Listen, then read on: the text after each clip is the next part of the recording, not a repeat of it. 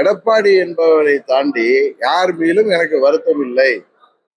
எங்களுக்கு யார் துரோகம் இழைத்தாரோ அந்த ஒருவரும் அவரை சேர்ந்த சிலரும் 21 தேர்தல்ல நாங்கள் அவ்வளவு துரோகத்திற்கு பிறகும் அனுபவிக்க மூத்த தலைவர்கள் எங்களிடம் கேட்டுக்கொண்டதற்கேற்ப நான் தேர்தலில் கூட போட்டியிடவில்லை. ஏன்னா நான் தேர்தல் போட்டுவிட்டால் அது ஏன்னா 17 நான் ஆர்கே நகர் இடைத்தேர்தலில் போட்டியிட்டதுதான் சில பேருக்கு பயத்தை உருவாக்கியது. அதனால நான் சட்டமன்றத்திற்கு அந்த நபர் வரும்பொழுது அந்த கூட்டணியிலே நான் வரவில்லை. இருந்தாலும் திமுக ஆட்சிக்கு வந்து விடக்கூடாது என்பதற்காக 40 தொகுதியில் எங்கள் சுகுமார் மாதிரி, ரோஹிணி மாதிரி, அப்பாத்துறை அண்ணன் மாதிரி ஒரு 40 சீனியர்களுக்கு நல்ல வேட்பாளர்களாக 40 பேருக்கு நீங்கள் உங்கள்